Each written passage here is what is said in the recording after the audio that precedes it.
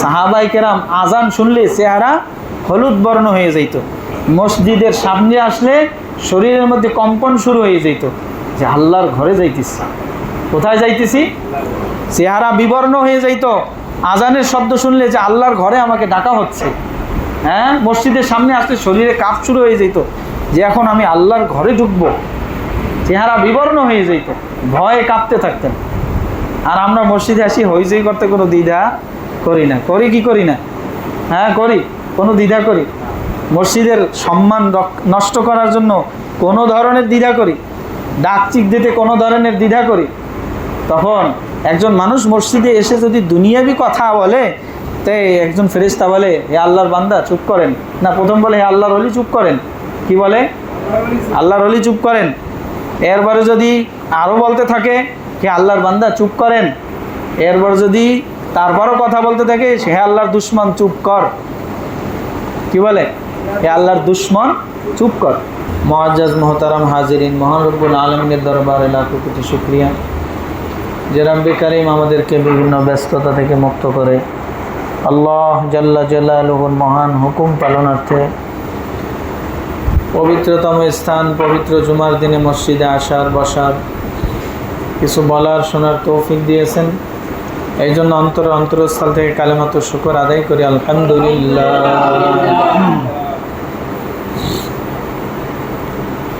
আমি একখানা আয়াত তেলাওয়াত করেছি, ইন্নামা ইয়ামুরু মাসাজিদাল্লাহ মান আমানা বিল্লাহি ওয়াল ইয়াউমিল আখির।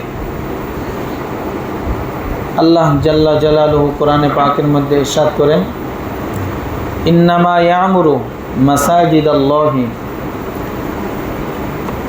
মসজিদ নির্মাণ করে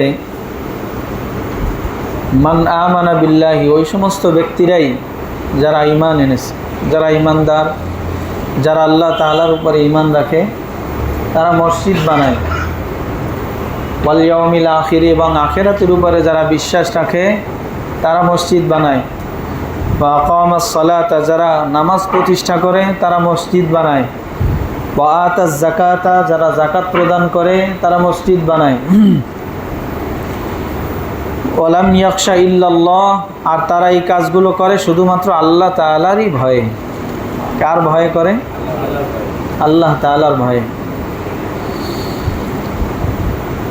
ফাআসা আন ইয়াকুনু মিনাল মুহতাদিন, ফাআসা উলাইকা আন ইয়াকুনু মিনাল মুহতাদিন।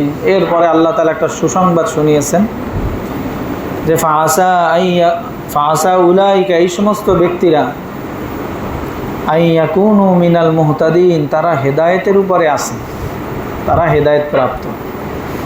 এই আয়াতের থেকে আমরা কি বুঝলাম? যে আল্লাহ সুবহানাহু ওয়া তাআলা যেমন বড়, আল্লাহ সুবহানাহু ওয়া তাআলার কথা তেমন বড়, আর আল্লাহ সুবহানাহু ওয়া তাআলা যেমন বড়, আল্লাহ তাআলার ঘরও তেমন বড়। আল্লাহ তাআলার মান শান যেমন, আল্লাহ তাআলার কথার মান শান তেমন। আল্লাহ তাআলার মান শান যেমন, তার ঘরেরও মান শান তেমন।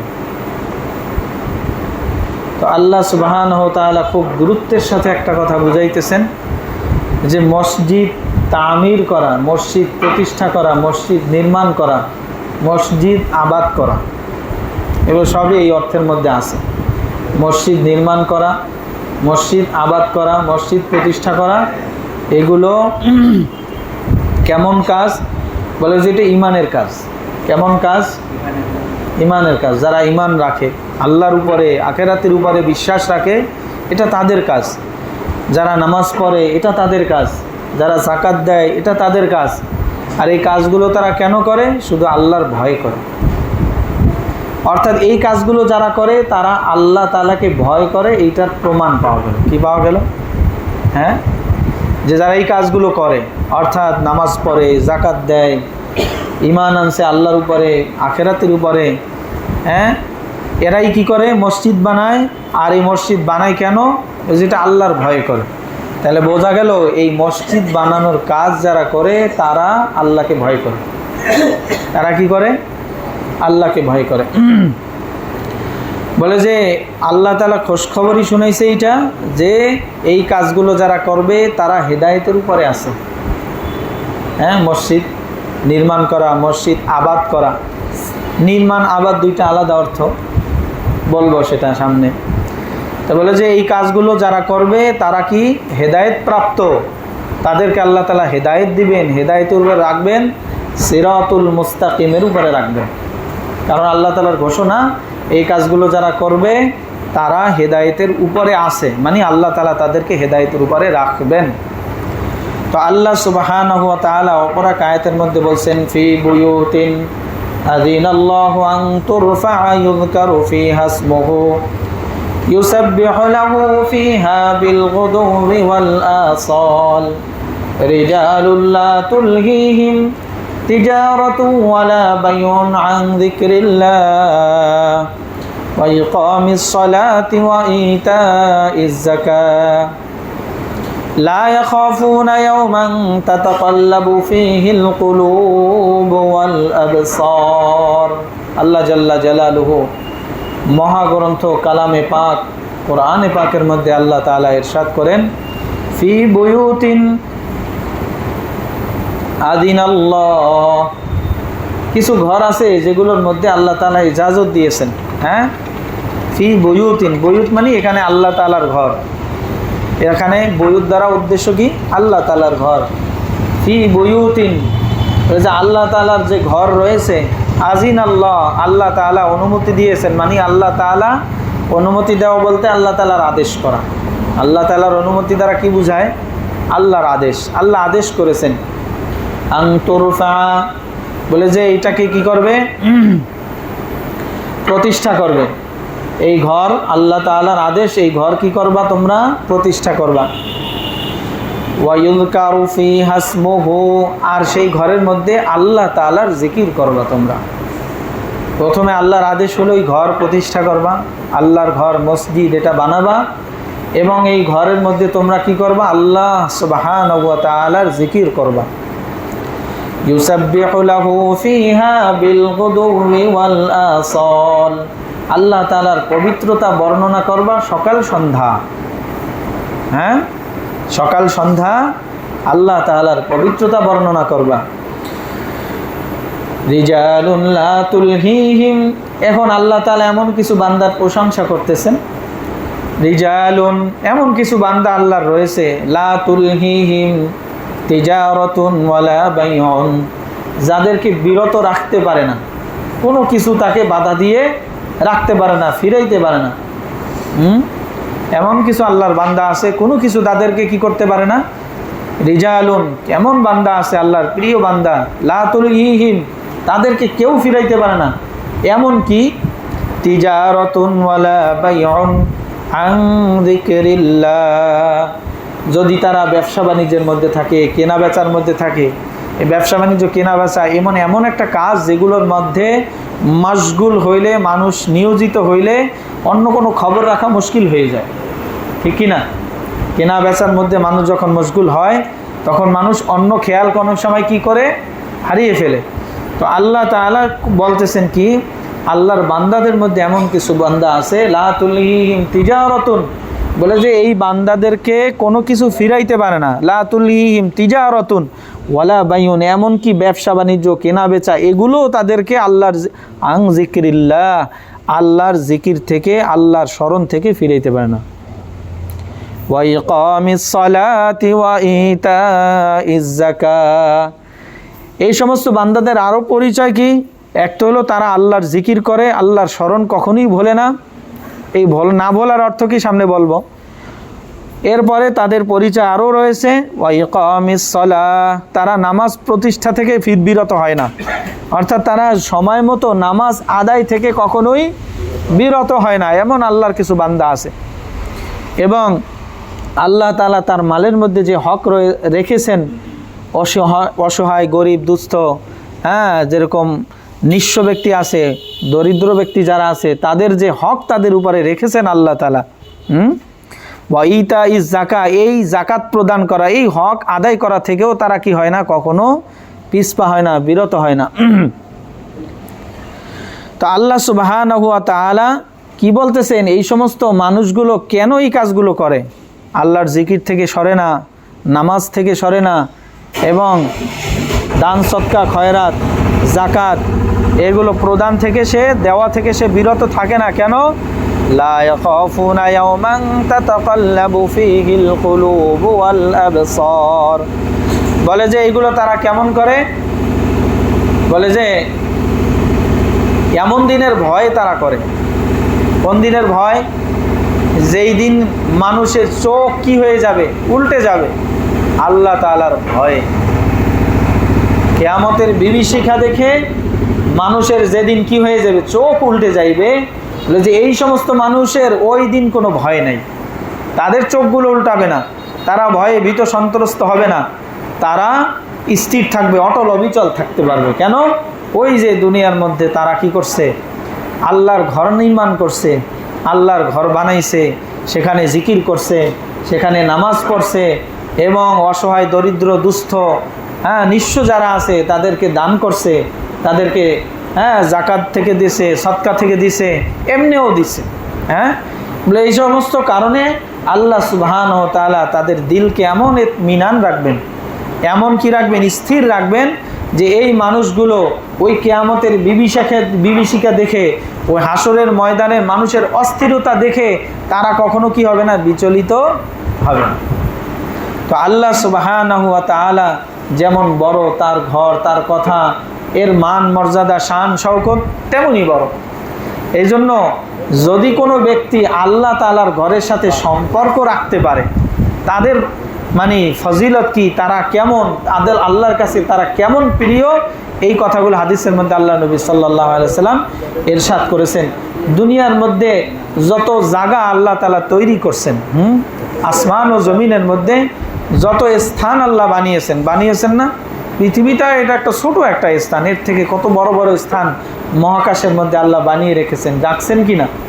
এই এতগুলো গ্রহ উপগ্রহ নক্ষত্র সৌরমণ্ডল, এরকম সৌরজগতের মতো আরও অসংখ্য জগৎ আল্লাহ তাআলা মহাকাশে রেখেছেন। এই সমস্ত জগৎ মিলে হইল প্রথম আসমান। তাহলে একটু অনুমান করি পৃথিবীর প্রথম আসমানটা কত বড়। সূর্য পৃথিবীর থেকে 13 লক্ষ গুণ বড়। সূর্যকে কেন্দ্র করে মাত্র 11 থেকে 12টা গ্রহ উপগ্রহ কি করতেছে? ঘুরতেছে। এরকম সূর্যের মতো কোটি কোটি না, মিলিয়ন বিলিয়ন ট্রিলিয়ন, মানে যার কোনো সীমা রেখা নাই, এইরকম জগৎ আল্লাহ তাআলা সূর্যকে যেরকম কেন্দ্র করে ঘুরে, এরকম অসংখ্য নক্ষত্রকে কেন্দ্র করে আবারও অসংখ্য গ্রহ উপগ্রহ কি করতেছে? ঘুরতেছে। বলে যে আমরা যে গ্যালাক্সির মধ্যে আছি সেটার নাম মিল্কি ওয়ে গ্যালাক্সি। বলে যে এইরকম অসংখ্য গ্যালাক্সি আল্লাহ তাআলা বানিয়ে রেখেছেন। এরপরে আল্লাহ তাআলা কত ছায়াপথ বানিয়ে রেখেছেন। এইগুলো সব কিছু দ্বারা আল্লাহ প্রথম আসমানকে সাজাইছেন। তাহলে অনুমান করা যায় প্রথম আসমান কত বড়। বলে যে আমরা আকাশের একটা ছোট্ট তারকা যেরকম নাকি ছোট দেখি, বলে দ্বিতীয় আসমানের কাছে প্রথম আসমান ঠিক এইরকমই একটা তারকার মতো। তাহলে দ্বিতীয় আসমান কত বড়। এই দ্বিতীয় আসমানটা তৃতীয় আসমানের কাছে এইরকম একটা ছোট্ট তারকার মতো। মহাকাশের মধ্যে যে তারকারাজি দেখি কত ছোট দেখায়, অথচ কত বড়। তো দ্বিতীয় আসমান তৃতীয় আসমানের কাছে ঠিক তেমনই। অনুরূপভাবে চতুর্থ আসমানের কাছে তৃতীয় আসমান, পঞ্চমের কাছে চতুর্থ, ষষ্ঠের কাছে পঞ্চম, সপ্তমের কাছে ষষ্ঠ, এভাবে সিদরাতুল মুনতাহার কাছে সপ্তম আসমান। এরপরে আল্লাহ তাআলা আরশ, কুরসি, আল্লাহ তাআলা কত বড়, সুবহানাল্লাহ। বলে যে এই অসংখ্য জায়গার মধ্যে যত জায়গা আসমানে আছে জমিনে আছে, সমস্ত জায়গার থেকে সবচেয়ে আল্লাহ তাআলার কাছে প্রিয়তম জায়গা কোনটা? মসজিদ। কত বড় কথা। বলে যে আসমান ও জমিনের মধ্যে এমন অসংখ্য জায়গা আছে না, যেখানে এক মুহূর্তের জন্য কোনো নাফরমানি হয় নাই। বলেন না কেন? সৌরজগতে সূর্যে যাই কেউ নাফরমানি করছে? বলেন না কেন? সব গ্রহ উপগ্রহ নক্ষত্রের মধ্যে মানুষ গেছে, ওই সমস্ত জায়গায় কোনো নাফরমানি আল্লাহর হয়েছে? ওখানে তো কেউ যাইতেই পারে নাই। এই সমস্ত জায়গার থেকেও আল্লাহর কাছে সবচেয়ে প্রিয় জায়গা কোনটা? কারণ ওই সমস্ত জায়গায় তো আল্লাহর সিজদা হয় না। কি হয় না? এই জায়গার মধ্যে আল্লাহর জন্য সিজদা করা হয়। এই জন্য আল্লাহর কাছে এই দামি হইল কোন জায়গা? মসজিদের জায়গা। সবচেয়ে আল্লাহ তাআলার কাছে প্রিয়, সম্মানিত, মর্যাদাবান জায়গা কোনটা? মসজিদ। মসজিদ শব্দের অর্থ হলো সিজদার স্থান। মসজিদুনের অর্থ কি হলো? সিজদার স্থান। আরবি ভাষায় ইসমে জরব বলা হয়, আলেমরা বুঝবেন। তো ইসমে জরব মানে সিজদার স্থান। তো এইখানে আল্লাহ সুবহানাহু ওয়া তাআলার জন্য সিজদা করা হয়, এটা আল্লাহর কাছে সবচেয়ে প্রিয় জায়গা। ওয়া আবগাযুল বিলাদি ইলাল্লাহি আসওয়াকুহা, দুনিয়ার যত জায়গায় নাফরমানি হয়, এই সমস্ত জায়গায় নাফরমানি হইলে সেটা তো নিকৃষ্ট স্থান, কি বলেন ঠিক না? কিন্তু এর থেকেও নিকৃষ্টতম জায়গা, আল্লাহর কাছে অপছন্দনীয় জায়গা হলো বাজারের জায়গা। কি বলেন? দেখেন বাজারের জায়গাটা কি বলছে? সবচেয়ে ঘৃণিত জায়গা আল্লাহর কাছে। দেখেন সাহাবায়ে কেরাম এই হাদিস যখন শুনছে বাজারে যাওয়া বন্ধ করে দিয়েছেন, বাজারে যায় না। আর ঘরওয়ালারা, মহিলারা হুজুরের দরবারে যাই কি করছেন? নালিশ করছেন, ইয়া রাসূলুল্লাহ কি কথা বলছেন, আমাদের পুরুষরা তো এখন বাজারেই যাওয়া বন্ধ করে দিয়েছেন। তো হুজুর সাল্লাল্লাহু আলাইহি ওয়াসাল্লাম আর এক ফজিলত শুনিয়েছেন। হ্যাঁ, এই নিকৃষ্টতম জায়গাটাও যখন কি করা হয়, মাসনুন আমলের দ্বারা পূর্ণ করা হয়, তো সেই জায়গা গিয়েও কি করা যায়? নেকি অর্জন করা যায়। আল্লাহ নবী সাল্লাল্লাহু আলাইহি ওয়াসাল্লাম আমল শিখিয়েছেন, লা ইলাহা ইল্লাল্লাহু ওয়াহদাহু লা শারীকা লাহু লাহুল মুলকু ওয়া লাহুল হামদু ওয়া লাহুল হামদু ওয়া হুয়া আলা কুল্লি শাইইন কাদির।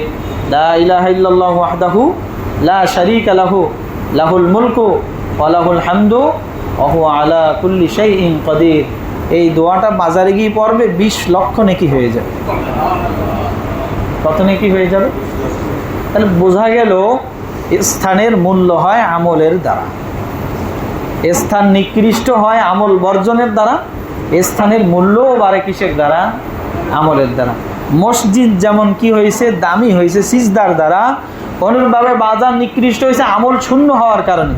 আবার যখন কোনো ব্যক্তি আমলের দ্বারা পূর্ণ করবে, তো সাথে সাথে কি হয়ে যাবে? আবার নেকির দ্বারাও পূর্ণ হয়ে যাবে। তো বলে বাজারে গিয়ে এই দোয়াটা যদি কেউ বলে, লা ইলাহা ইল্লাল্লাহু ওয়াহদাহু লা শারীকা লাহু, হ্যাঁ, লাহুল মুলকু ওয়া লাহুল হামদু ইউহয়ি ওয়া ইউমীতু ওয়া হুয়া হাইয়্যুন লা ইয়ামুতু বিয়াদিল খায়র ওয়া হুয়া আলা কুল্লি শাইইন কাদির। এই দোয়াটা পূর্ণভাবে যদি কেউ পড়ে, তার আমল নামায় 20 লক্ষ নেকি হয়ে যায়। এখন সাহাবায়ে কেরাম কি করছেন? বাজারেও কোনো কাজ নাই, কি নাই, কোনো বাজার করতে হবে তা না, শুধু এই নেকিটা অর্জন করার জন্য ঘর থেকে বাজারে গেছে, দোয়াটা পড়ি আবার বাড়িতে চলে আসছে। যে আমলের পাগল ছিল, আশেক ছিল, আল্লাহর সন্তুষ্টি কিভাবে অর্জন করা যায় এই জন্য সব সময় তারা লোভী ছিলেন। তো আল্লাহ নবী সাল্লাল্লাহু আলাইহি ওয়াসাল্লাম কি বলেন? আল্লাহ তাআলার কাছে সবচেয়ে প্রিয়তম স্থান হলো মসজিদ, আর সবচেয়ে নিকৃষ্ট জায়গা হলো বাজার। আল্লাহ নবী সাল্লাল্লাহু আলাইহি ওয়াসাল্লাম অপর এক হাদিসের মধ্যে বলেন, আল মাসাজিদু বুয়ুতুল্লাহি ফিল আরদি, মসজিদগুলো হলো জমিনের মধ্যে আল্লাহ তাআলার ঘর। বলেন তো, যিনি সানে কায়নাতের মালিক, সমস্ত আসমান জমিনের মালিক, সমস্ত মাখলুকের রক্ষাকর্তা, পালনকর্তা, সৃষ্টিকর্তা, রিজিকদাতা, সকলের হেফাজতকর্তা, যিনি সবাইকে খাওয়ান পালেন, যার হুকুমে আসমান জমিন চলতেছে, হও বললেই হয়ে যাইতেছে, এক মুহূর্তের মধ্যে সারে কায়নাতকে লন্ডভন্ড ধ্বংস করে দিতে পারেন। এত বড় একজন ক্ষমতাধর, এত বড় একজন আল্লাহ, যিনি সমস্ত মাখলুককে এক চোখে দেখতেছেন, এক দৃষ্টিতে দেখতেছেন, কোনো কিছু তার জন্য হায়েল হয় না, বাধা হয় না, কোনো কিছু শোনা থেকে কোনো প্রতিবন্ধকতা নেই। দুনিয়ার কত মানুষ কত ভাষায় কথা বলে, বাংলাদেশের মধ্যেই কয় প্রকার ভাষা আছে দেখেন না? হ্যাঁ, সিলেটের ভাষা আমাদের সাথে মিলে, চট্টগ্রামের ভাষা, নোয়াখালীর ভাষা, যশোরের ভাষা, আমরা বই পুস্তকে পড়লে কিছু কিছু মিলে, কিন্তু স্থান হিসেবে এমন এমন ভাষা আছে যা অনেক সময় আমরা তারা কথা বললে বুঝবেও না, ঠিক কিনা? আচ্ছা, বাংলাদেশ বাদ দিলাম, সারা পৃথিবী এখন হিসাব করি কত ধরনের ভাষা আছে। এগুলো মানুষের ভাষা ধরলাম, কত প্রাণী আল্লাহ তাআলা সৃষ্টি করছেন, কত পিঁপড়া, কত মাছ, কত পাখি, কত হিংস্র জানোয়ার, সমুদ্রের মধ্যে কত ধরনের প্রাণী আল্লাহ বানিয়েছেন। সকলের সব ভাষা একত্রে যখন বলতে থাকে, আর আল্লাহ এক সমস্ত ভাষা একই সাথে বুঝতে থাকেন, শুনতে থাকেন, শোনার ক্ষেত্রে তিনি কত বড় ক্ষমতাওয়ালা, কত বড় কুদরতওয়ালা। দুইজন মানুষ পাশাপাশি বলে কথা বললে আমরা বুঝবো কি বুঝবো না? একদিক খেয়াল দিলে আর একদিক খেয়াল ছুটে যায়, মা জাআলাল্লাহু লিরাজুলিন মিন কলবাইনি ফি জাওফি, মানুষের মধ্যে আল্লাহ তাআলার অন্তর একটাই দিয়েছেন, একদিক মন দিলে অন্য দিকের মন কি হয়ে যায়, ছুটে যায়, ঠিক কি না? দেখেন ওনার অন্তরটা কেমন, ওনার মনটা কেমন, ওনার শোনাটা কেমন, ওনার বোঝাটা কেমন, যিনি সকলের সব কথা একই সাথে যদি বলে সকলের সব ভাষা বুঝেন এবং শুনেন এবং সে অনুসারে তাদের জন্য ফায়সালা করেন। সুবহানাল্লাহি ওয়া বিহামদিহি সুবহানাল্লাহিল আযীম। এইরকম একজন ক্ষমতাওয়ালা, এইরকম একজন ইজ্জতওয়ালা, এইরকম একজন কুদরতওয়ালা, তার ঘর হলো মসজিদ। উনি কি বলছেন? জমিনের মধ্যে এই মসজিদগুলো হলো আল্লাহ তাআলার ঘর। বলেন একজন প্রধানমন্ত্রীর ঘরটা কত সম্মানের ঘর মনে করি আমরা, করি কি করি না? একজন মেম্বার, চেয়ারম্যান, একজন কি বলে প্রশাসনিক কর্মকর্তার ঘরটাকে আমরা কতটা ইজ্জতের নজরে দেখি। সকলে কি সব অবস্থায় যেতে পারে, আসতে পারে? হ্যাঁ, কি বলেন? তো আল্লাহ সুবহানাহু ওয়া তাআলার ঘর এটা কত বড় ইজ্জতওয়ালা, মর্যাদাওয়ালা। সাহাবায়ে কেরাম আজান শুনলে চেহারা হলুদ বর্ণ হয়ে যেত, মসজিদের সামনে আসলে শরীরের মধ্যে কম্পন শুরু হয়ে যেত যে আল্লাহর ঘরে যাইতেছি। কোথায় যাইতেছি? চেহারা বিবর্ণ হয়ে যাইত আজানের শব্দ শুনলে যে আল্লাহর ঘরে আমাকে ডাকা হচ্ছে। হ্যাঁ, মসজিদের সামনে আসলে শরীরে কাঁপ শুরু হয়ে যেত যে এখন আমি আল্লাহর ঘরে ঢুকবো। চেহারা বিবর্ণ হয়ে যেত, ভয়ে কাঁপতে থাকতেন। আর আমরা মসজিদে আসি হইচই করতে কোনো দ্বিধা করি না, করি কি করি না? হ্যাঁ করি, কোনো দ্বিধা করি? মসজিদের সম্মান নষ্ট করার জন্য কোনো ধরনের দ্বিধা করি? ডাকচিক দিতে কোনো ধরনের দ্বিধা করি? তখন একজন মানুষ মসজিদে এসে যদি দুনিয়াবি কথা বলে, তাই একজন ফেরেশতা বলে হে আল্লাহর বান্দা চুপ করেন, না প্রথম বলে হে আল্লাহর ওলি চুপ করেন। কি বলে? আল্লাহর ওলি চুপ করেন। এরপরে যদি আরও বলতে থাকে হে আল্লাহর বান্দা চুপ করেন, এরপর যদি তারপরও কথা বলতে থাকে হে আল্লাহর দুশ্মন চুপ কর। কি বলে? হে আল্লাহর দুশ্মন চুপ কর। সাহাবায়ে কেরাম আজান শুনলে চেহারা হলুদ বর্ণ হয়ে যেত, মসজিদের সামনে আসলে শরীরের মধ্যে কম্পন শুরু হয়ে যেত যে আল্লাহর ঘরে যাইতেছি। কোথায় যাইতেছি? চেহারা বিবর্ণ হয়ে যাইত আজানের শব্দ শুনলে যে আল্লাহর ঘরে আমাকে ডাকা হচ্ছে। হ্যাঁ, মসজিদের সামনে আসলে শরীরে কাঁপ শুরু হয়ে যেত যে এখন আমি আল্লাহর ঘরে ঢুকবো। চেহারা বিবর্ণ হয়ে যেত, ভয়ে কাঁপতে থাকতেন। আর আমরা মসজিদে আসি হইচই করতে কোনো দ্বিধা করি না, করি কি করি না? হ্যাঁ করি, কোনো দ্বিধা করি? মসজিদের সম্মান নষ্ট করার জন্য কোনো ধরনের দ্বিধা করি? ডাকচিক দিতে কোনো ধরনের দ্বিধা করি? তখন একজন মানুষ মসজিদে এসে যদি দুনিয়াবি কথা বলে, তাই একজন ফেরেশতা বলে হে আল্লাহর বান্দা চুপ করেন, না প্রথম বলে হে আল্লাহর ওলি চুপ করেন। কি বলে? আল্লাহর ওলি চুপ করেন। এরপরে যদি আরও বলতে থাকে হে আল্লাহর বান্দা চুপ করেন, এরপর যদি তারপরও কথা বলতে থাকে হে আল্লাহর দুশ্মন চুপ কর। কি বলে? হে আল্লাহর দুশ্মন চুপ কর। বলে যে মানুষের মর্যাদা ফেরেশতাদের থেকেও বেশি, আর মানুষের মর্যাদা আবার শুয়োর কুকুর থেকেও নিকৃষ্ট। কোন কারণে? তার কথার কারণে, তার কাজের কারণে, তার আমলের কারণে। তো এই জন্য মসজিদ আল্লাহর ঘর, এটার মর্যাদা অনেক বেশি। এই ঘরের সাথে যার মহব্বত থাকবে আল্লাহ তাআলা তাকে মহব্বত করবেন। এই জন্য আল্লাহ নবী সাল্লাল্লাহু আলাইহি ওয়াসাল্লাম বলছেন মান আলিফাল মসজিদা আলিফাহুল্লাহ, যে মসজিদকে ভালোবাসে সে আল্লাহকে ভালোবাসে। যে মসজিদকে ভালোবাসে সে কাকে ভালোবাসে? আল্লাহকে ভালোবাসে। আহা, তো আল্লাহ নবী সাল্লাল্লাহু আলাইহি ওয়াসাল্লাম ওমর ইবনুল খাত্তাব রাদিয়াল্লাহু থেকে আরেক হাদিস, রাসূলুল্লাহ সাল্লাল্লাহু আলাইহি ওয়াসাল্লাম বলেন মান বানা মসজিদান ইউযকারু ফীহি ইসমুল্লাহি বানাল্লাহু লাহু বাইতান ফিল জান্নাহ। বলে যে ব্যক্তি মসজিদ বানাইবে, মান বানা মসজিদান, আল্লাহর ঘর, আল্লাহ কত মর্যাদাবান, তার ঘরের সাথে যদি আমার একটু সংযোগ হয়ে যায়, আমার একটু মিল হয়ে যায়, ভালোবাসা হয়ে যায়, আমার একটু অংশগ্রহণ হয়, তো আল্লাহ সুবহানাহু ওয়া তাআলার ওয়াদাটা কেমন? আল্লাহর নবী বলছেন, মিথ্যা বলেছেন? নবী তো নবুয়তের আগেও মিথ্যা বলেন নাই, জন্মের পর থেকে মৃত্যু পর্যন্ত একটা মিথ্যা তার জিন্দিগিতে নাই, ঘুরিয়ে পেঁচিয়েও মিথ্যা বলেন নাই। কি বলেন? হযরত ইব্রাহিম আলা নবিয়িনা ওয়া আলাইহিস সালাতু ওয়াস সালাম যখন বিপদের সম্মুখীন হয়েছেন, সরাসরি মিথ্যা বলেন নাই, কিন্তু ঘুরিয়ে কথা বলেছেন। আল্লাহ নবী জীবনে এরকম ঘুরিয়েও কথা বলেননি। কি ইব্রাহিম আলাইহিস সালামকে যখন জিজ্ঞাসা করছে যে আমাদের সাথে কিতে চলো, মেলায় চলো, আমি অসুস্থ, কি বলছেন? অসুস্থ। অসুস্থতা দুই ধরনের। কয় ধরনের? একটা শারীরিক অসুস্থতা, একটা মানসিক অসুস্থতা।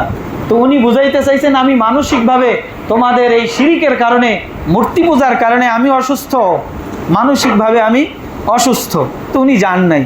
তো এটা একটু ঘুরিয়ে কথা বলা হয়েছে। কথা সত্য, কিন্তু একটু কি বলা হয়েছে? ঘুরিয়ে কথা বলা হয়েছে। কিন্তু আল্লাহর নবী সাল্লাল্লাহু আলাইহি সাল্লাম ঘুরিয়েও কথা বলেন নাই।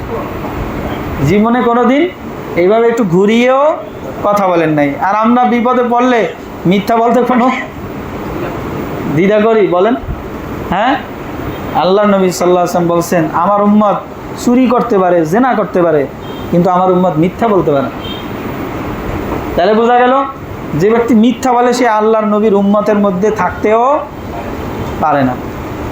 মুসলমানের মধ্যে সততা থাকবে, এটাই সে তার ভিতর বাহির সমান থাকবে, মুনাফিকি থাকবে না। এর কথা ওর মধ্যে লাগাইবে না, ওর কথা এর মধ্যে লাগাইবে না, এগুলো মুনাফিকি। কি বলেন? জাহেরও যা থাকবে বাতেনেও তা থাকবে। আকাল্লাহা তাকাল্লুফান, এটা সাহাবাদের সিফত ছিল। কি বলে যে কাদের সিফত ছিল? এটা সাহাবাদের সিফত ছিল। আল্লাহ প্রশংসা করছেন তাদের। কুল্লান ওয়াদাল্লাহুল হুসনা, তাদের সকলের ব্যাপারে জান্নাতের কি করছে? ওয়াদা করেছেন, আমি সকলকে জান্নাত দেব। দুনিয়ার আর কোনো মানুষের ব্যাপারে নবীরা ছাড়া, এই সাহাবীরা ছাড়া কারো ব্যাপারে এই ওয়াদা আল্লাহ করেন নাই, কোনো উম্মতের জন্যও না। কিন্তু মুহাম্মদ সাল্লাল্লাহু আলাইহি ওয়াসাল্লামের প্রতিটা সাহাবীর জন্য আল্লাহর ওয়াদা, কুল্লান ওয়াদাল্লাহুল হুসনা, আল্লাহ তাআলা সকলের জন্য জান্নাতের কি করছেন? ওয়াদা করছেন। তো যা হোক, আল্লাহ সুবহানাহু ওয়া তাআলার রসুলের সাহাবীরা এরকম কি ছিলেন? ভিতর বাহির সমান ছিলেন। জাহের বাতেন কি ছিল? ব্যতিক্রম ছিল না। এই জন্যই তারা মানুষ ছিলেন।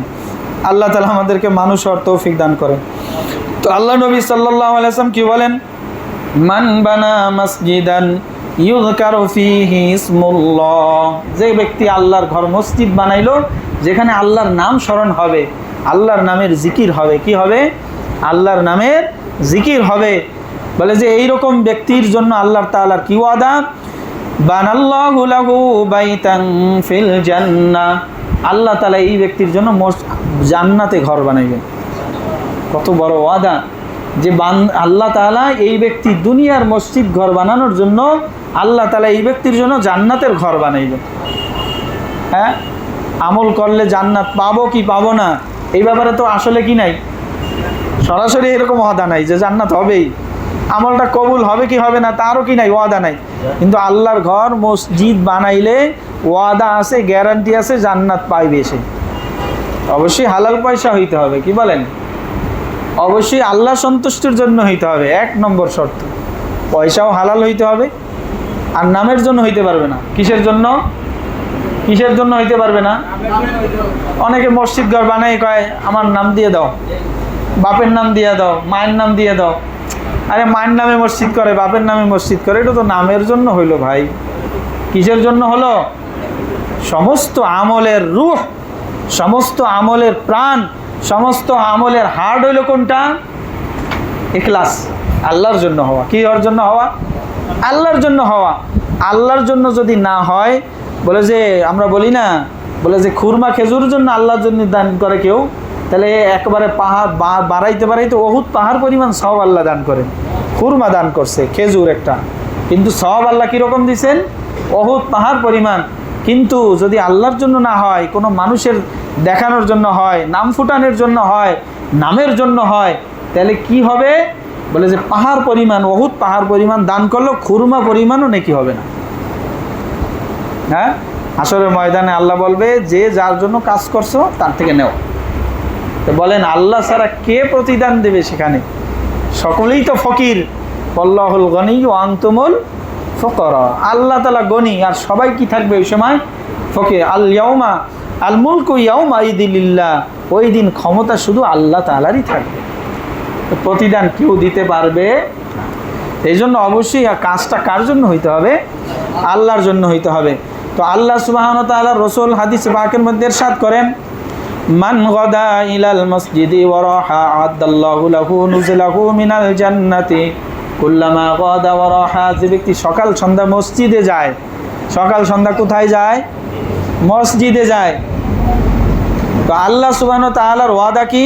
বলে যে আল্লাহ তাআলা কি করবেন? জান্নাতে তার জন্য মেহমানদারি প্রস্তুত করিয়ে রাখবেন। সকালেও মসজিদে গেছে ফজরে, সন্ধ্যায়ও মসজিদে গেছে মাগরিবে, তো হুজুর মাঝখানে তো আর যাওয়া লাগবে না, ঠিক আছে? সকাল আর সন্ধ্যা বুঝি পুরো দিনটাকে আল্লাহ কি করেছেন? বুঝিয়েছেন। আল্লাহর আদেশ যে কয়বার, সেই কয়বার সে কি করছে? মসজিদে গেছে। আজান শুনলেই পেরেশানি শুরু হয়ে যায়। সাহাবাদের অবস্থা কেমন ছিল? আজানের আওয়াজ শুনছে, কাঠুরি কুড়াল মারার কাঠ কাটার জন্য কুড়াল উপরে উঠিয়েছে, এখন কাটবে এই জন্য মারবে, এই অবস্থা। আজানের শব্দ শুনছে তো কুটার সামনে আনে নাই, পিছনেই ফেলে দিয়ে মসজিদে গেছে। হ্যাঁ, বলে যে 7 প্রকার মানুষকে আল্লাহ তাআলা হাশরের ময়দানে আরশের নিচে ছায়া দিবেন। তার মধ্যে একজন ব্যক্তি হলো ওই যার অন্তর সবসময় মসজিদের সাথে লাগানো থাকে। কার সাথে লাগানো থাকে? তো মসজিদের সাথে অন্তর লাগানো, এটার প্রমাণ কি? আজান শুনলেই দৌড়েই কোথায় চলিয়ে যায়? মসজিদে চলিয়ে যায়। আবার কোনো কারণে সে কী করে? মসজিদ থেকে বের হয় ঠিক, কিন্তু আবার অপেক্ষায় থাকে কখন আজান হবে, আবার কখন মসজিদে যাবে।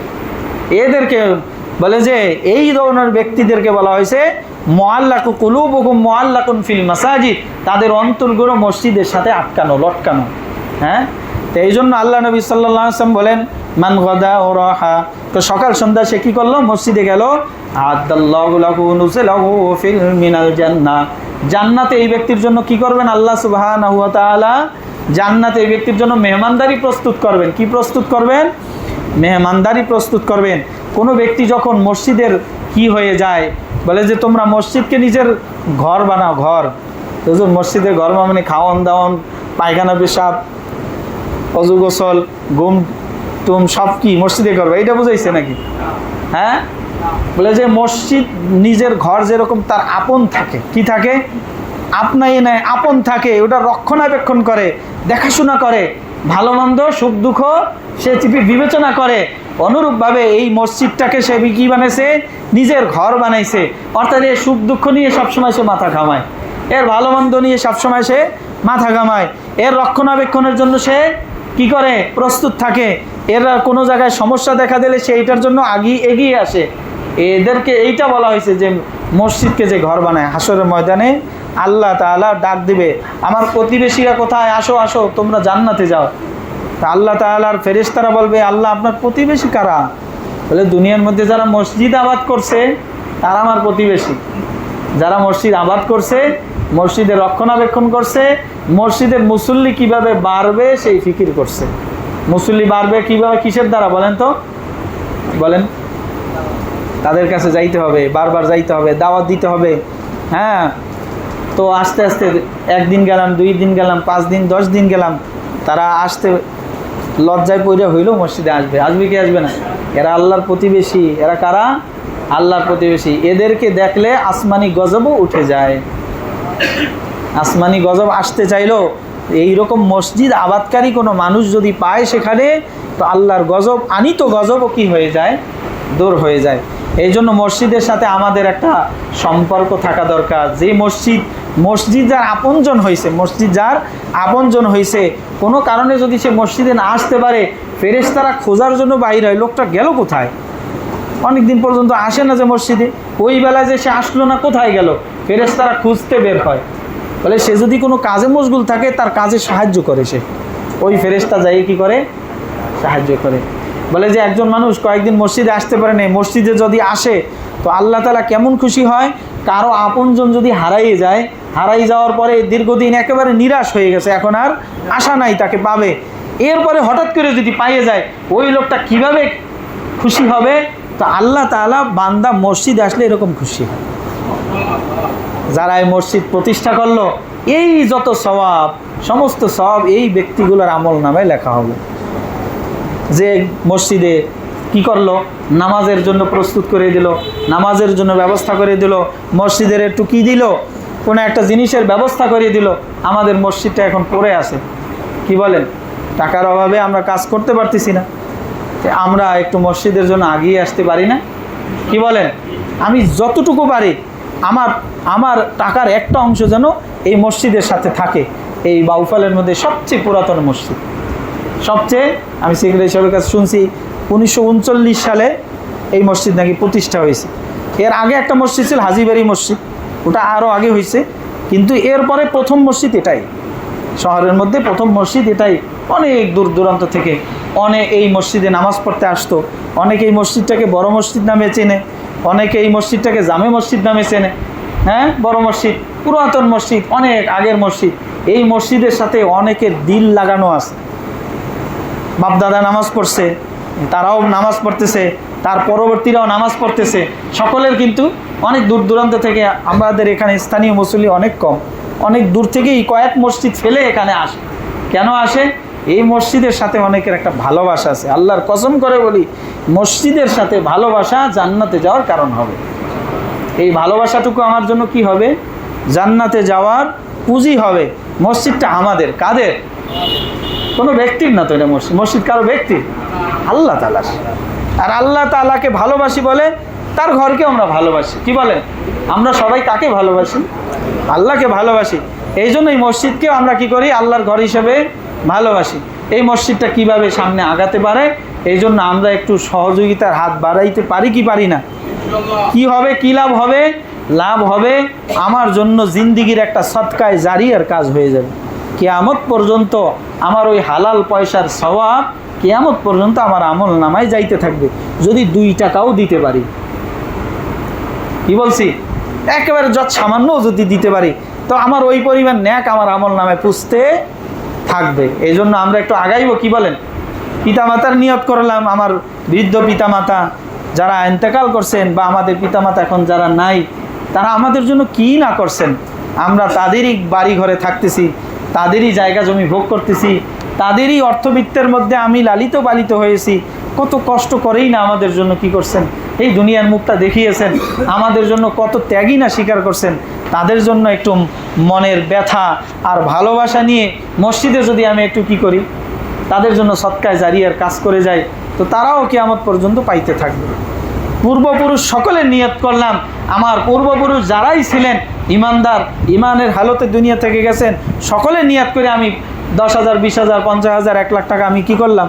দান করলাম। আমার সাধ্য মোতাবেক দান করলাম।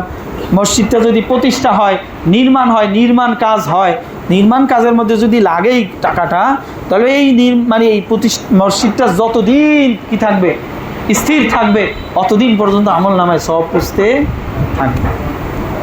এই জন্য আমরা একটু এগিয়ে আসবো ইনশাআল্লাহ। কি বলেন? কার কার নিয়ত আছে? সবার নিয়ত আছে, যে যতটুকু পারি। আমরা কেউই কি করবো না, বাদ করবো না। নিয়ত নাই ইনশাআল্লাহ। আল্লাহ সুবহানাহু ওয়া তাআলা আমাদেরকে আমল করার তৌফিক দান করুন। আমিন। ওয়া আখির দাওয়ানা আলহামদুলিল্লাহি রাব্বিল আলামিন।